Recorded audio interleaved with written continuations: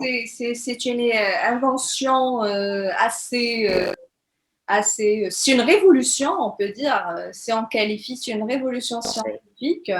Et nous, en tant que Marocains, moi, en tant que Marocaine, canado-marocaine, mais je suis fière aussi de ma marocanité. Et vous, vous êtes aussi marocain. Donc, la question maintenant qu'on peut poser ensemble, peut-on dire que notre pays, le Maroc, encourage les scientifiques de façon, comment dirais-je, effective? Et dans quel sens, dans quelle mesure, à travers quels outils, s'il y a un encouragement? Et cela aussi m'amène vers une autre question. Qu'en est-il du processus de l'accélération de l'industrialisation? Ok, bon, il y a plusieurs questions dans la question. La question d'abord, est-ce que le Maroc encourage la recherche scientifique? On n'en est pas encore là, pour être honnête.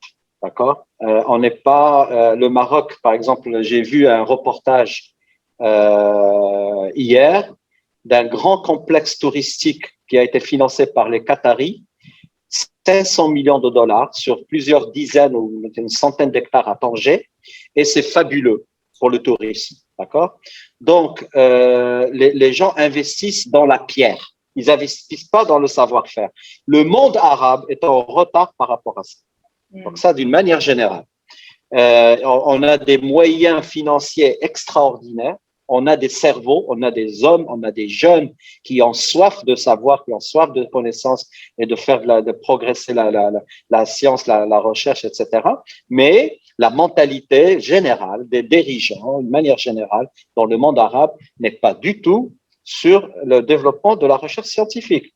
C'est vraiment de la perte de temps, c'est de la perte d'argent, ça ne sert à rien, etc., etc. Et donc, tant qu'on n'a pas vraiment eu une approche pragmatique de voir quels sont les problèmes de la société d'une manière générale arabe, marocaine en particulier, quels sont les problèmes du Maroc? C'est l'eau, c'est l'énergie, c'est l'alimentation, c'est l'agriculture, etc., la santé, tout ce qui est, voilà, tout ça, c'est des grands thèmes. L'éducation, tout ça, c'est des grands thèmes. Et tant qu'on n'a pas réalisé que, grâce à la recherche scientifique, on augmente le niveau du savoir de la société, on fait des gens un peu plus concernés par de résoudre les problèmes, etc. Mais ça, c'est une question de moyens. Moi, je dis, le Maroc s'est endetté pour pouvoir avoir les vaccins contre la Covid, d'accord? Très bien, c'est normal, tous les pays se sont endettés pour ça, tout à fait, mais le Maroc doit s'endetter pour booster la recherche scientifique. C'est-à-dire, il n'y a aucun problème d'aller frapper la porte au Fonds monétaire international, là où il y a l'argent, dire, écoutez, moi j'ai besoin de 5 milliards de dollars aujourd'hui pour avoir les meilleures universités de l'Afrique, par exemple. Et c'est possible. Mais il faudrait qu'il y ait des gens qui mènent ce truc-là, mais il n'y a aucun homme au Maroc qui est capable de faire ça. Voilà, il n'y a pas aujourd'hui. Vous parlez maintenant de l'importance d'investir et de s'endetter même, je veux dire, il y a comme un facteur purement économique. Moi, je dirais que le Maroc possède toute une richesse d'ordre ressources humaines, la jeunesse. La jeunesse, c'est le capital. Nous avons des richesses naturelles, nous avons tout un potentiel de ressources naturelles, une jeunesse créative. Et malheureusement, la majorité de cette jeunesse vise à immigrer, pense et rêve de l'Eldorado. Et là, on parle plus de l'immigration pour une ascension sociale, mais aussi c'est une immigration pour peut-être aller concrétiser nos idées, nos projets. Donc, voilà, donc il faut vraiment profiter, il faut exploiter aussi la créativité de nos jeunes. C'est pas exploiter dans le mauvais sens, mais bien sûr dans un sens constructif. Oui, tout à fait. Mais bon, c'est-à-dire qu'il faut un ensemble d'ingrédients. D'accord? Si vous voulez construire un mur, vous avez besoin de briques et vous avez besoin de ciment. Si vous mettez juste les briques les unes sur les autres, ça va tomber. Si vous mettez que du ciment, ça va pas, vous pouvez pas faire un mur. Donc, il faudrait ce qu'on a actuellement, le potentiel humain qui est incroyablement riche, la jeunesse, la curiosité, l'envie de faire des choses, etc. Mais il faut les moyens vraiment financiers et une politique. Et sortir un peu des chemins battus, c'est-à-dire les trucs. Par exemple, moi je dis toujours, pourquoi aucune université marocaine n'est dirigée par un étranger? Je suis à Singapour, un des pays les plus avancés technologiquement, économiquement au monde. D'accord? Eh bien, le président de mon université à Singapour, NTU, est un Américain. Et avant lui, c'était un Suédois. Et ce Suédois, quand il est venu, il a porté le classement de l'université NTU de en dessous de 50 à 11, 12. Ils sont classés parmi les 11 ou 12. Un président, un homme, un pilote peut changer le monde. Mais donnez-lui les moyens, donnez-lui l'argent, donnez-lui la liberté. Une science sans liberté, c'est même pas la peine. Si vous avez un politique qui dit, voilà, il faudrait faire ça et ça et ça, ou là, une société dit, on veut faire de la recherche seulement dans ce domaine et ce domaine, ça ne marche pas. Ça ne marche pas. La science a besoin de liberté, d'espace pour respirer. Et si les gens ne comprennent pas ça, on restera toujours là où on en est aujourd'hui. Regardez le modèle. Moi, je suis sollicité par les Chinois pour aller diriger des laboratoires en Chine. Je ne l'ai pas fait parce que je suis à Singapour. Ils cherchent les cerveaux, ils s'en foutent que vous soyez marocain, que vous soyez français, que vous soyez allemand, que vous soyez américain. Ils veulent que vous veniez. Pourquoi je suis venu à Singapour? Pourquoi je suis venu à Singapour? Le provost de l'université est allé en Californie où j'étais et il m'a fait venir. C'est lui qui est venu me chercher. Un Marocain qui va aller dans les universités américaines, européennes, etc., pour dire à un grand professeur, un grand spécialiste, venez au Maroc, on va vous donner tant de moyens et vous allez être le président de l'université ou le chef d'un grand département ou la Haja, et on va vous donner les moyens pour le faire. Mais qu'est-ce que Donc, l'investissement pour la recherche scientifique prend plusieurs volets. Le constat, premièrement, les ressources naturelles, bien sûr, parce qu'on va exploiter la matière.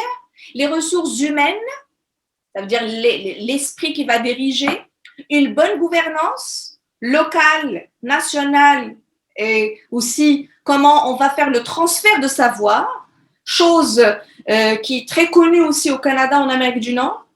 Donc, on peut, mis à part les partenariats internationaux, on peut aussi faire ce transfert de savoir entre les professeurs des universités, les directeurs des labos, c'est-à-dire d'un labo à un autre. Et aussi envoyer nos étudiants à l'étranger, offrir des bourses.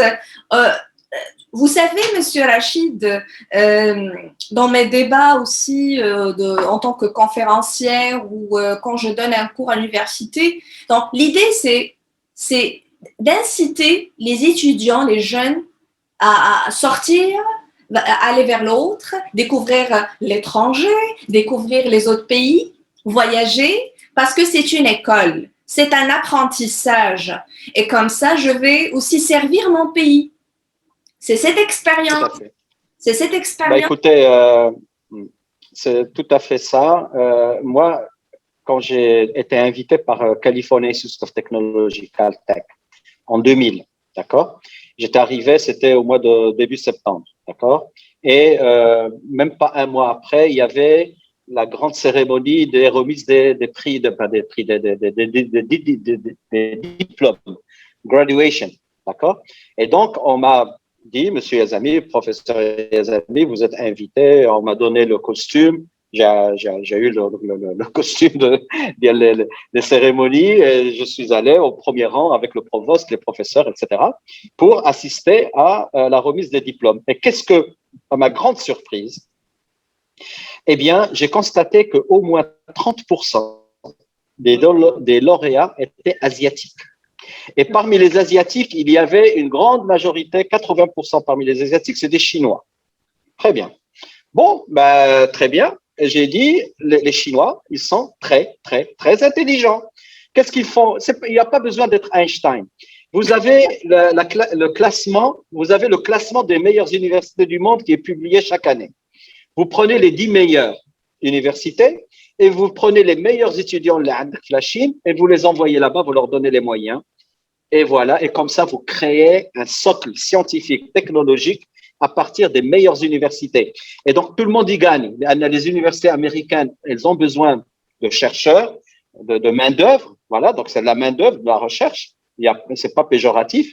Donc, c'est des gens qui sont jeunes, qui ont un diplôme d'ingénieur, qui veulent faire un doctorat. Donc, ils restent pendant 3-4 ans pour faire leur doctorat. Ils sont productifs. Ils reviennent chez eux avec un diplôme d'une meilleure université. Ils ont tout de suite des propositions aussi bien dans les universités locales chinoises ou là, l'industrie chinoise.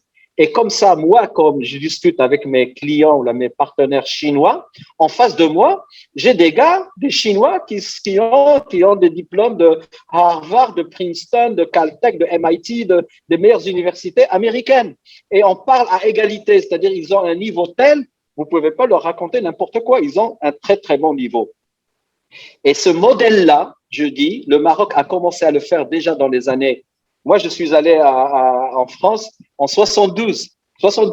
Déjà en 72, le Maroc envoyait des jeunes se former en France, au Canada, ou en Belgique, ou ailleurs, en Espagne, etc. Et cet effort-là aurait dû être soutenu au maximum, c'est-à-dire avec un suivi. C'est-à-dire que quelqu'un qui arrive jusqu'à un diplôme d'ingénieur médecin, ou là un autre diplôme qu'ingénieur, il peut être dans l'économie, dans les finances, dans la gestion humaine, dans toute la psychologie, dans tous les domaines de la sociologie. Quelqu'un qui arrive à un très bon niveau, il faut lui donner les incitations pour qu'il revienne chez lui. Et pour lui donner les incitations, il faudrait qu'il y ait justement un écosystème au Maroc dans lequel quelqu'un qui revient avec ce niveau-là, il n'a pas l'impression de perdre son temps. Et c'est ce qui s'est passé. Il y a beaucoup de Marocains que je connais de ma génération qui sont revenus au Maroc, qui ont vécu 3, 4, 5 ans et après ils sont repartis. Ils trouvaient qu'il n'y a pas la structure d'accueil, il n'y a pas les conditions, l'écosystème qui permet à quelqu'un de justement s'émanciper, de donner le mieux de soi-même. Néanmoins, pourtant, on voit quand même plusieurs réalisations, plusieurs chantiers à exploiter davantage. On garde l'espoir. Écoutez, Fayrouz, vous êtes une optimiste née. Moi, je suis un pragmatique. C'est-à-dire, qu'est-ce que je fais? On me parle de l'université Mohamed VI Polytechnique, voilà, de l'OCP. C'est vraiment le phare. C'est là où l'OCP met le plus gros moyen, etc. Cette université, elle existe depuis maintenant peut-être 8 ans, 9 ans, 10 ans, elle a été inaugurée par Sa Majesté il y a seulement 3 ou 4 ans. Voilà. Mais elle existait déjà. C'est-à-dire que quand je suis allé en 2015, j'ai visité l'université. Mohamed VI, il y avait déjà des laboratoires, il y avait déjà des étudiants, etc., etc. Moi-même, j'accueille à Singapour 3 stagiaires ingénieurs chaque année dans mon laboratoire. Ils viennent de cette université. Okay. Je prends cette université et je regarde sur justement les sites de recherche des publications et des brevets et je regarde qu'est-ce qu'ils ont comme publication, qu'est-ce qu'ils ont comme brevet. En 2021, depuis 10 ans de l'existence de l'université Mohamed VI, 7 publications. 7. Combien de brevets? Un brevet. Alors, il est où le diamant? Il est où? Les présidents de ces universités, c'est des gens comme, voilà, on les a pris, ex-directeur d'école d'ingénieurs marocains. Je ne dis rien contre, mais on n'a pas été assez ambitieux pour dire cette université, ça va être le phare du Maroc, ça va être le phare de l'Afrique. On va faire venir les meilleurs, aussi bien les meilleurs étrangers pour être les decision makers et avoir la liberté d'avoir une politique avec un bilan au bout de. S'ils avaient fait venir, regardez, j'ai visité l'université d'Yel King Abdullah en Arabie Saoudite, d'accord? Cette université, en Arabie Saoudite, le président d'Yalha, c'est l'ex-président, c'est un Français, ex-président de Caltech. Avez-vous combien on le paye? Quand il est à Caltech, il touchait déjà $1 million chaque année. Et il le mérite largement. quand il est allé en Arabie Saoudite, il a au moins multiplié par deux son salaire. Il n'y a aucun problème. Hadsid Hada, en 4-5 ans, il a poussé l'université au rang 50. Ils sont maintenant le 50e université dans le monde. Quand est-ce qu'on va avoir une université marocaine parmi les 50 meilleurs au monde? Est-ce qu'il faut attendre un siècle? Ou alors on s'en fout, on dit blablabla, on a ceci, on a des ressources, on a des... On va n'a essayer. rien. L'essentiel, oui, vous avez raison, il y a beaucoup de défaillances sur plusieurs plans, mais nous, en tant que chercheurs ou professeurs ou journalistes, les médias doivent jouer un rôle, l'État doit jouer le rôle, c'est-à-dire même les institutions sociales, et qui doivent forger un acteur dès l'enfance, dès la jeunesse. Comme ça, on sait qu'est-ce qu'on doit avoir, qu'est-ce qu'on doit faire pour comprendre un phénomène dans la société, comment on va faire développer notre société, quels sont les outils nécessaires qu'on doit mettre en place afin de valoriser cette société. Donc, c'est des questionnements. Moi, je dirais, regardez, Monsieur Rachid, mon expérience ici à Montréal, à Winnipeg, j'étais à Winnipeg au premier temps, j'ai travaillé là-bas en tant qu'assistante de recherche. Donc, après, j'ai décidé de m'installer à Montréal parce que moi, je la considère comme un laboratoire pluriethnique, métissé. Donc, ça m'a permis de faire ma thèse de doctorat, de faire mes recherches, de travailler, de faire toute une vie ici. Mais mon constat, c'est là, on voit une société progressive.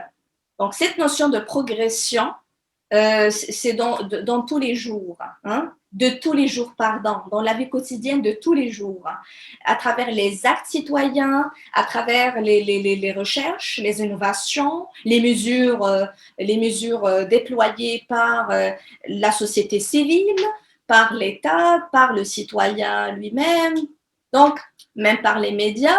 Donc on voit tout un engagement, toute une certaine coopération, collaboration pour assurer la vie citadine, parce que la vie citadine comprend l'importance de la recherche scientifique, entre autres.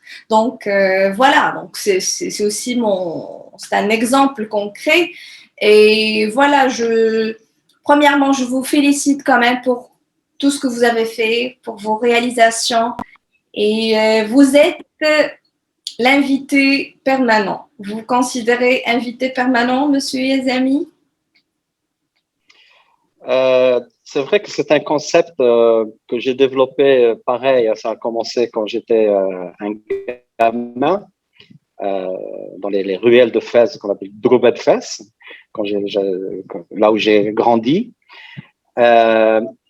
J'étais un gamin très, comment dirais-je, indiscipliné. Je faisais beaucoup de bêtises tous les jours de mon âge. Et donc, si vous téléphonez à ma mère ou à mes sœurs, etc., et vous leur dites racontez-moi les bêtises que faisait Rachid, vous allez avoir une discussion pendant 1 heure.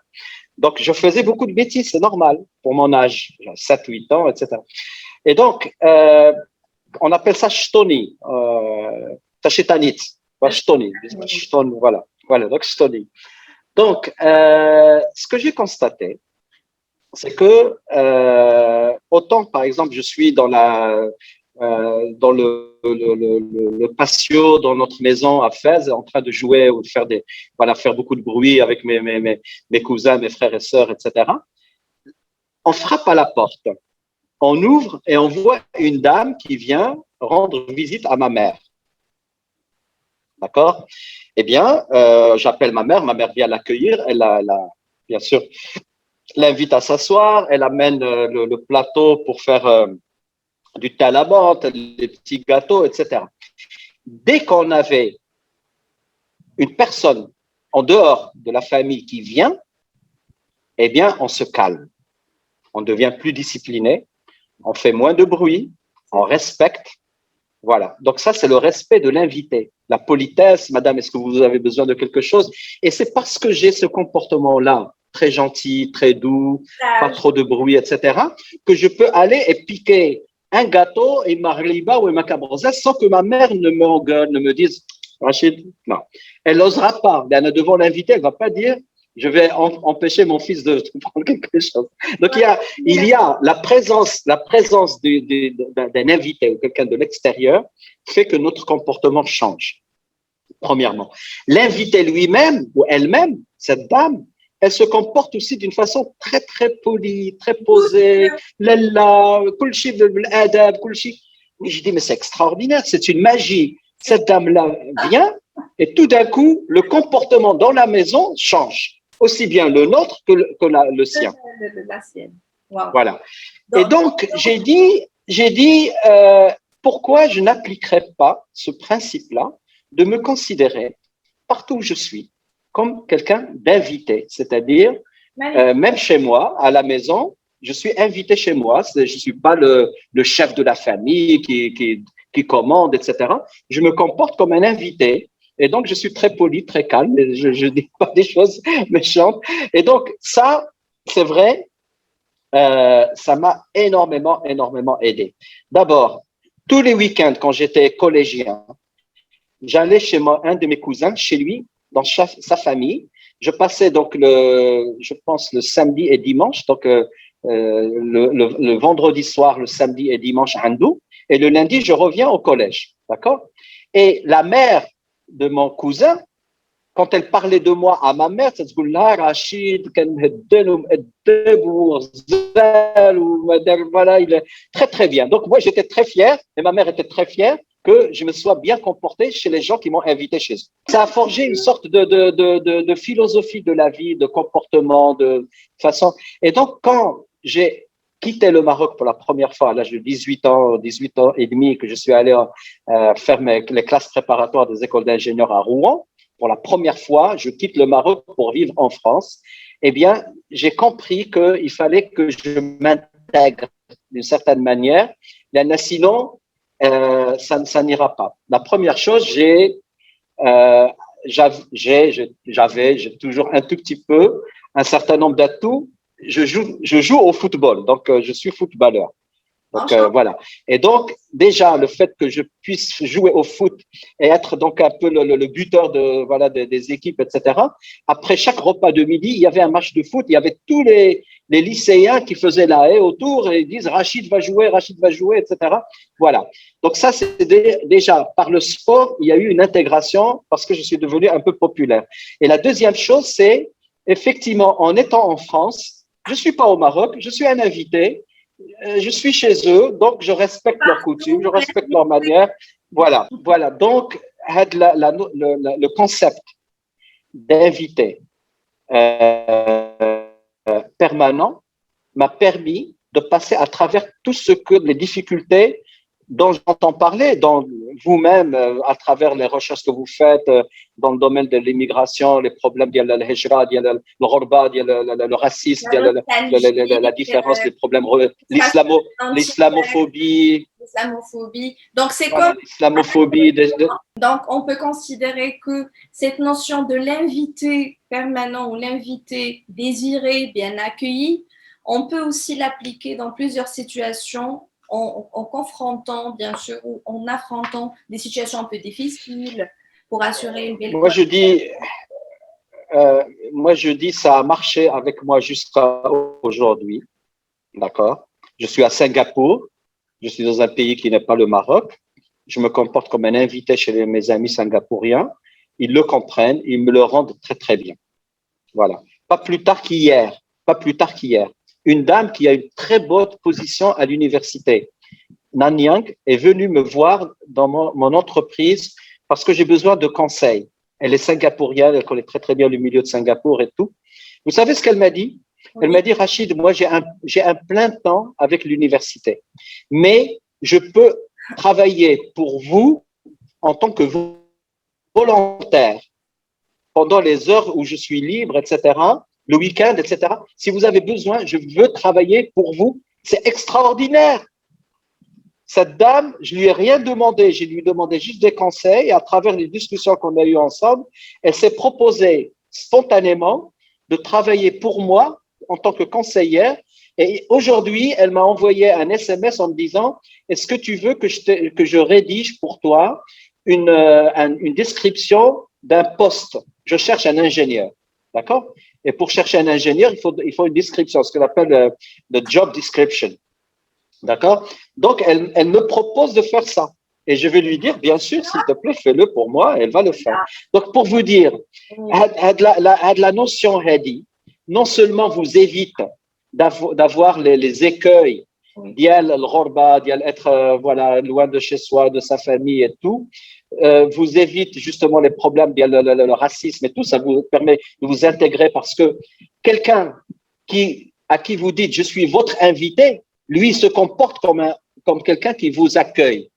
Et quand vous accueillez quelqu'un, vous essayez de l'accueillir le mieux possible. Donc, il y a un va-et-vient, il y a une relation qui s'établit à partir de ce concept.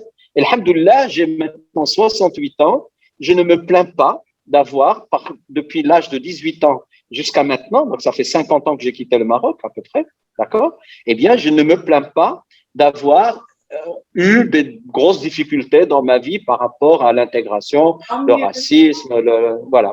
Voilà.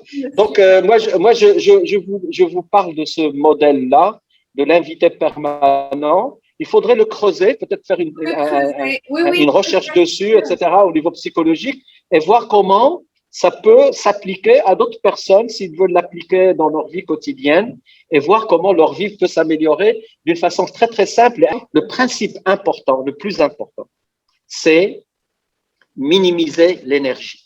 Il ne faut pas dispenser son énergie dans les choses qui ne sont pas essentielles. Il y a des choses qui sont essentielles dans la vie et c'est là-dessus qu'il faut mobiliser le maximum d'énergie. Le reste, les petites choses, des petites choses qui n'ont pas beaucoup d'importance et qui pour certains ça devient trop important et ça prend trop d'importance, ça vous bouffe la vie, eh bien vous leur accordez pas d'importance et vous êtes toujours armé pour aller au-delà et justement montrer aux gens qui vous êtes. Voilà. Merci pour cette suggestion parce qu'effectivement, c'est un concept, le concept de l'invité est très important dans le sens où ça permet un petit peu de changer la vision, la perception envers l'autre, envers la situation étrangère. Parce que l'étranger, c'est toujours, on fait attention de l'étranger et pourtant, on s'identifie à travers l'étranger. Donc, il y a cette notion de l'altérité. Bien sûr. L'altérité qui est quand même assez importante pour s'identifier dans un groupe donné. Donc, et quand vous avez mentionné le rôle de cette personne qui voulait vous assister dans vos travaux bénévolement, aussi je mentionne l'importance de notre équipe qui est aussi composée de plusieurs professeurs, y compris des bénévoles, et qui travaillent pour la réussite de nos conférences sur Zoom. Très bien. Pour le moment. C'est super. Voilà, on a creusé plusieurs volets assez importants et c'est toujours la question de la science qui chasse l'ignorance. La science, si on la compare, on peut la comparer à une belle lampe qui éclaire la raison, qui éclaire l'esprit. Et je capte votre idée de minimiser les énergies ou l'énergie et de l'optimiser. Et c'était toujours une question quand même assez posée, assez familière. Est-ce que l'être humain est une matière ou une énergie, ou les deux?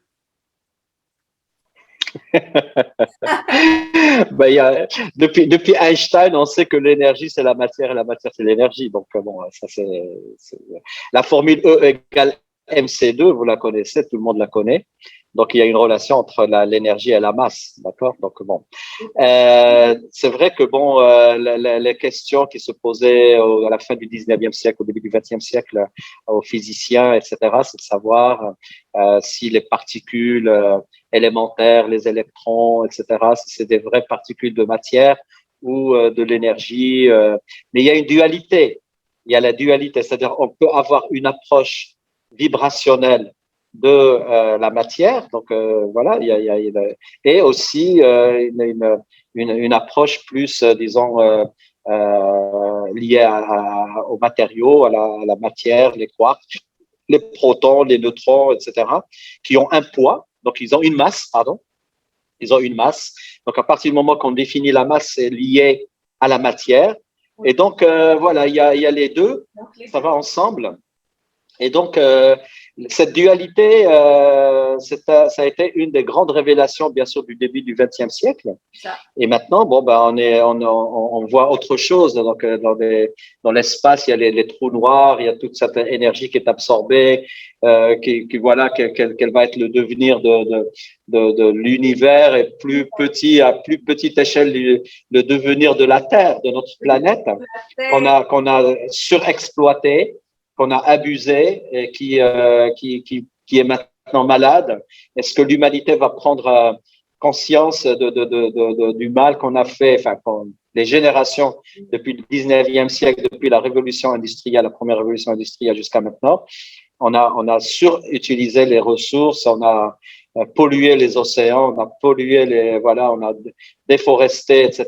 Et donc, tout ça, ce sont des plaies qui auront, va avoir bien sûr des conséquences sur le long terme, mais moi, personnellement, c'est là où je redeviens plus optimiste, dire il est encore temps de faire quelque chose, de penser différemment notre développement, voilà, d'une manière générale, sociale, économique, etc., pour réduire justement ces impacts négatifs sur la planète Terre et qui vraiment actuellement, elle a la fièvre, la Terre elle est malade, la température augmente chaque année, on le voit. Le réchauffement. Voilà. Et donc, voilà, par exemple, les problèmes qui se sont posés à cause en liaison avec le virus, la Covid-19, etc., montrent qu'en fait, voilà, il faut être proactif dans la vie. Ça pousse à faire de la recherche scientifique. Ça nous ramène justement au besoin de faire de la recherche scientifique, même quand il n'y a pas de problème. Nos politiciens marocains n'ont commencé à vraiment bouger que lorsqu'il y a eu le problème. Et c'est trop tard. Il faut faire des prévisions, il faut faire des prévisions, il faut… Voilà. Il faut développer le savoir. Le savoir vient de la recherche scientifique. Il n'y a pas d'autre moyen. Une fois qu'on a la recherche scientifique, on peut pousser le savoir à le transformer en des produits, des médicaments, des vaccins, des choses comme ça. D'accord? Eh bien, le Maroc, comme beaucoup d'autres pays d'ailleurs, se retrouvé face à un vide. C'est un abîme. Eh ben, on a un problème et on ne sait pas comment le résoudre. S'il vous plaît, envoyez-nous ça, envoyez-nous. Donc, voilà, c'est la conséquence. Et il ne faut pas attendre qu'il y ait un gros problème pour commencer à travailler dessus. Le problème actuel, le Maroc, le plus critique, c'est ce qu'on appelle le stress hydrique. C'est-à-dire qu'on n'a pas suffisamment de précipitations, d'eau. Donc, le problème de l'eau est l'un des problèmes centraux au Maroc. Est-ce qu'il faut attendre qu'on ait le GFF, que les gens commencent à mourir de soif pour commencer à faire de la recherche sur comment transformer l'eau de mer en eau potable ou faire de la recherche? Le Maroc achète les technologies, mais il n'est pas le père de la technologie. Et même quand il y a une perte,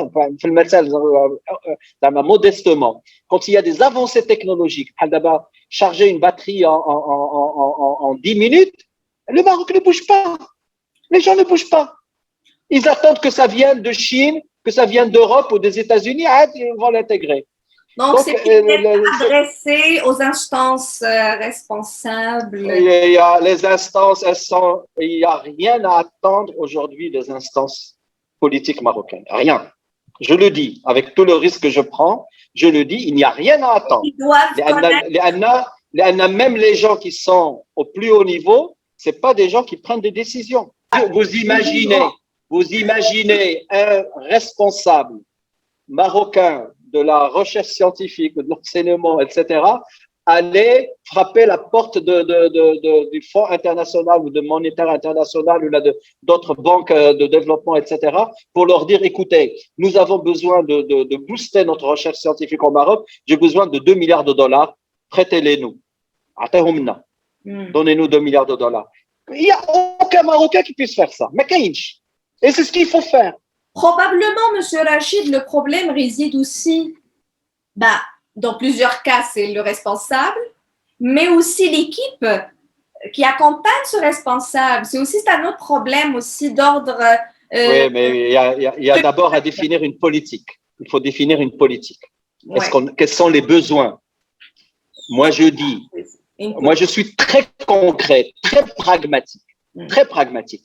Si l'Arabie Saoudite a réussi à avoir une université, bien le roi Abdullah, King Abdullah University, d'accord, Jeddah, ils ont réussi à porter cette université au 50e rang des meilleures universités du monde. Le Maroc doit faire la même chose, peut faire la même chose. Et comment les Saoudiens ont fait? Ils ont mis les moyens, ils ont fait venir les meilleurs spécialistes. Voilà. Monsieur Yazami, nous sommes capables et on sait très bien que nous possédons l'intelligence, le savoir, le savoir-faire. C'est toute une intelligence quand même. Nous sommes connus par notre politique. Et la politique. Comme a dit voilà. Monsieur Gessous, c'est la vision, un projet de société. On doit penser avec une vision de société. Eh oui. Avec des objectifs. Bien sûr, avec des objectifs et avec des objectifs bien définis dans le temps. Parce que le timing. Et moi je définis l'objectif. Disons que d'ici 25 ans, au moins une université marocaine soit classée parmi les 50 meilleures au monde. Voilà un objectif. Dans le temps et dans l'espace. On veut avoir une université marocaine classée parmi les 50 meilleures universités d'ici 2050. Voilà. Magnifique. Voilà un objectif. Et ça, c'est un objectif pour eux et pour le Maroc. Donc, ils doivent savoir que la valeur, le but de la science a toujours cette valeur de répondre à une question. Qui sommes-nous? Qui sommes-nous? Et à travers vous, et nous allons fixer des dates, un timing, des années, bien sûr de façon très raisonnable, pour réaliser, c'est un rêve au premier temps, mais qui devient concret avec le travail et la persévérance. Je vais vous donner un autre exemple. Ok, donne-moi l'exemple et après. Et on arrête. Oui. Un des plus hauts décideurs d'une université marocaine, un décideur, d'accord, il a une publication dans toute sa vie et il a 0 brevet. Et il n'arrête pas de dire innovation. Comment voulez-vous qu'un grand décideur d'université marocaine soit à la tête d'une université alors qu'il ne sait pas ce que c'est la recherche scientifique? Il n'a pas plus d'une publication.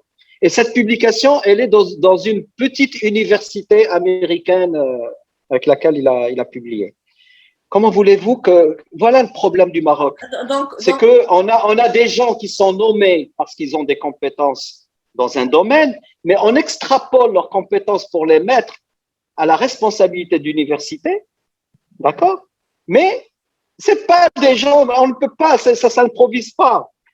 Une université, ça s'improvise pas, ça se gère pas comme une entreprise. C'est pas possible. C'est pas possible parce que gérer une entreprise, ça prend une approche et une université, c'est une autre approche. Cela aussi nous permet de lever le voile sur, comment dirais-je, sur le rôle prépondérant des émireux, les Marocains résidant à l'étranger, ce rôle qui ne se limite pas dans le transfert de l'argent, ni dans le commerce, ni dans l'investissement, mais aussi ou dans l'achat des appartements et des maisons pour passer les vacances. Les émireux, on a dépassé cette conception du corps labeur, de l'homme valise, de l'immigré qui est là juste pour travailler, pour subvenir à ses besoins essentiels, mais nous avons des esprits. Ça, c'est l'immigration des cerveaux, c'est l'immigration choisie. Et même la loi, en prenant l'exemple du Canada, la loi de l'immigration est basée sur des objectifs. Parmi le premier article de la loi de l'immigration parle de la contribution à l'essor de la société économiquement parlant. Donc, la présence d'un immigré, ce n'est pas par hasard, ce n'est pas arbitraire, mais c'est bien étudié, basé sur des objectifs. Donc, très bien. Vous avez raison. Effectivement, c'est ça. C'est ce qui définit, c'est avoir osé se dépasser, oser avoir une vision sur du long terme. Les politiques, en général, ils ont des visions sur quand est-ce qu'ils vont être réélus, est-ce qu'ils vont garder leur poste de ceci et de cela. Sur le vrai court terme, sur 2-3 ans, c'est ça que la vision qu'ils ont, c'est sur quelques années. Et la vision de la recherche scientifique, c'est sur plusieurs décennies. Et donc, on n'a pas la même échelle de temps. C'est pour ça que ça va pas. L'Institut canado-marocain des études et recherches sur l'immigration et l'interculturalité, présidé et fondé par Dr Fairouz Fawzi, sociologue et consultante en droit d'immigration, conférencière. On vous remercie infiniment d'avoir répondu à notre invitation, Monsieur Rachid Yazami. D'abord, on vous remercie pour votre présence, pour votre contribution scientifique, pour votre chaleur humaine et votre… Voilà, vous êtes accueillant, tout simplement. Merci beaucoup. Merci à vous et puis merci à ce que vous faites. C'est vraiment extraordinaire, c'est très, très bien. Vous êtes dans un cadre vraiment qui s'apprête à ce type de relations. Vous êtes entouré de gens très compétents. Et moi, je suis très optimiste par rapport au rôle que vous allez jouer, aussi bien pour accompagner justement la communauté marocaine d'une manière générale à Québec et au Canada, et aussi peut-être servir comme modèle pour le reste des communautés. Moi, je suis en relation avec des communautés marocaines en Europe, un peu partout, en Afrique et tout. Donc voilà, donc c'est excellent. J'espère que ce que vous faites… Avez-vous des recommandations pour nous, pour vos spectateurs? Ben, écoutez, moi je pense que il faut déjà, bon, vous avez déjà fait un doctorat, vous connaissez très très bien le milieu. Il faut savoir, il faut analyser à partir de ce que vous voyez comme des actions, des problématiques qui se développent avec le temps, parce que les choses changent. La génération, il y a ceux qui sont des Marocains qui sont allés au Canada dans les années 70 n'a rien à voir avec ceux qui sont arrivés après les années 2000, etc. Ça change, ça évolue. La société canadienne change aussi. Donc, il y a une adaptation. Faire que finalement, la perception de la communauté marocaine au Québec soit de plus en plus haute, valuée, une bonne valeur, une bonne approche. Ce que j'ai l'impression, moi, quand j'étais à Québec, la plupart des Canadiens que j'ai rencontrés ont une très, très belle image des Marocains de Québec. Voilà. Donc ça, c'est excellent. Ce qui n'est pas le cas partout, malheureusement. C'est pas le cas partout. Donc, en Europe, c'est pas la même chose. Oui, vous avez raison. Donc, les choses changeaient et puis on espère voilà. Un changement positif. Voilà. Donc, vous pouvez accompagner ça en détectant là où les choses peuvent être améliorées, là où les choses peuvent évoluer, et faire justement que ça soit un forum où les gens se rencontrent. Voilà, qu'il y ait des rencontres des civilisations. Voilà. Merci beaucoup. Merci beaucoup. Bye et puis à votre équipe aussi. Puis donc, au plaisir. Merci. Au revoir. Au revoir. Au revoir. Merci beaucoup.